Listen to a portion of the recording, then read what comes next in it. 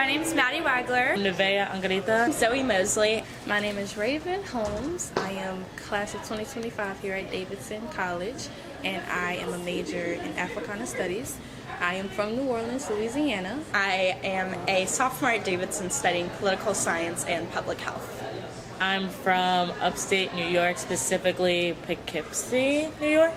I'm originally from Sarasota, Florida, and I'm a sophomore here at Davidson studying psychology and education studies. I went to a school that was proudly the most diverse school in the city I'm from, New Orleans, which has a very historically segregated school system. And after Katrina, the charter school systems made it a lot more complicated. But my school, diversity-wise, was not super diverse, but like I said, more diverse than my friends' schools or my sister's schools. It was what was called open access, so you didn't have to take a test to get in, which was different than a lot of the other schools in New Orleans. My school was not very diverse. I went to a majority black school with Latinos and Hispanic culture. I went to a decently big public school in Sarasota, and Sarasota is a relatively affluent, predominantly white area, and my high school definitely reflected that. At my school, we were actually pretty equal. It was about 50% white, 40% black, and the other 10% was Hispanic and Asian, so it was pretty evenly split. You really did see a lot of diversity in the school setting, but within classes you would see more segregation based on more white and Asian individuals were in the AP and honors level classes, and there were a lot more people of color in the regents, or what we call the lower level classes. Because I decided to take more AP and honors level classes, I was typically one of 2 or 3 black students in my classroom, even though my entire school was 50-50. My high school was known to be a very bad school, so I was probably one of the first. My class was one of the first honors class in history, and I'm class of 2021.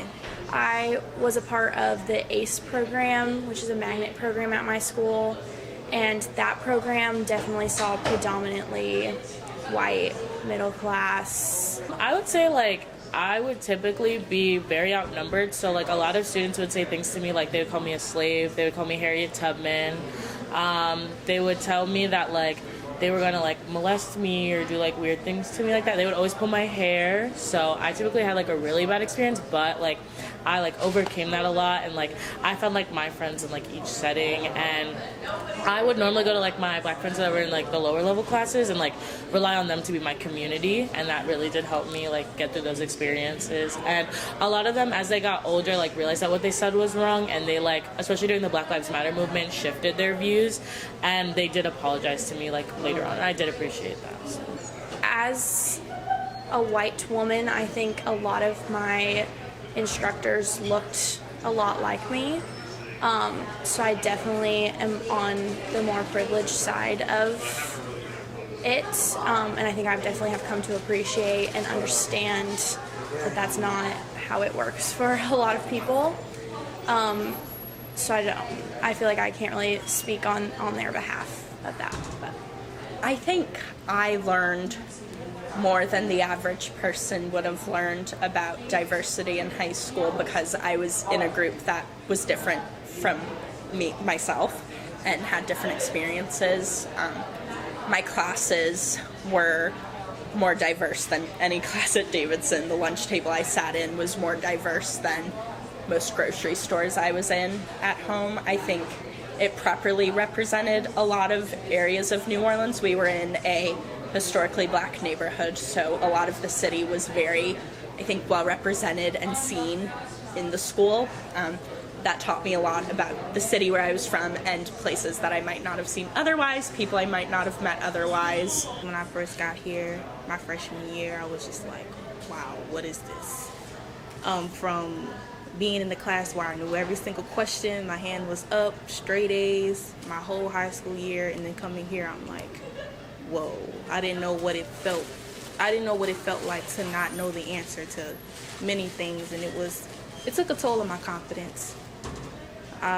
Definitely, that was part of my culture shock, for sure. I think moving to Davidson is a very similar environment. Definitely more active in like pursuing diversity than my high school was.